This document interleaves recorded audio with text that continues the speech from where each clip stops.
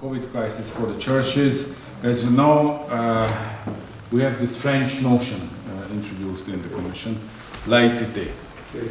Basically, it kills the whole discussion, unfortunately, because the European Commission has so far been very timid in providing support to any religious organization. But I do see that the communities are struggling. Not only the Jewish community, it's also the Christian community, also the Muslim community. Everybody is struggling under the COVID crisis because people cannot get together. Masses are there for the believers to get together. Unfortunately, the rules that we have to follow prevent us from doing it. What I can offer you, if that is of any use for you, is that I'm, of course, explaining to our member states how important it is that they step in and they start to support the religious communities, regardless of the faith, but to help them to survive. Because if the local religious communities die, then we will all die. So we have to help these local communities. So I'm ready to pass these messages every minister I see with whom I discuss these issues. Now, on the freedom of religion and the animal welfare, again, I'm looking at Antonio. He knows very well how difficult all this discussion is in the politics of European politics, when you have to combine animal welfare with the freedom of religion. But I think that although it is put as a very difficult political issue, I tend to see it as a technical issue.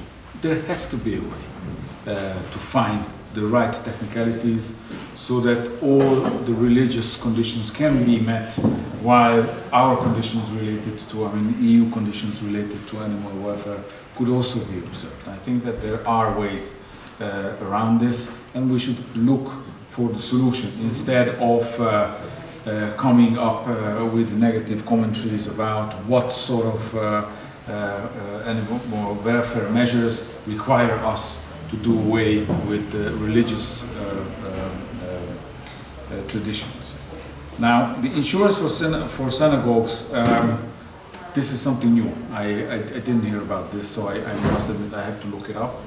And on the flaggers of hate speech, yes, you are coming at the right moment. We are discussing hate speech in the Commission and what strategy to follow.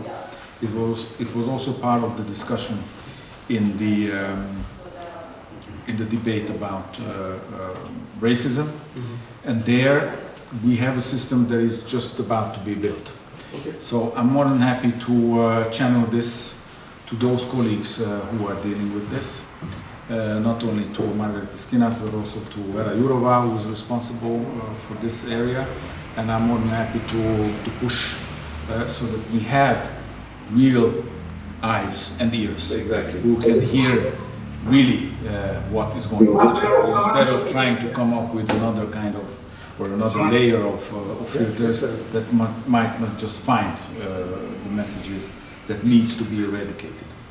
Now, finally, to Mr. Kalman, I greet him from here, my fellow countryman. It's always a pleasure to hear voices from Budapest. I'm very happy to have him, and I take his messages as an encouragement. Yes, we have to speak to all the local communities, Jewish communities, and we have to bring peace. We have to bring stability, and this is why I would also like to underline several times your message that we need to know what is going on the ground. So please tell us what is going on, because it is very difficult to know. And I must admit that by the time stories are getting to me, it's almost always too late. So I need you to reach out to us, to reach out to me directly, and come and tell us what is going on, because I want to know what is going on the ground, and I want to help you every day so that we can bring back the Jewish life to Europe, and we will not be losing the Jewish community in Europe. Thank you very much for your. Thank you very much. Thank you.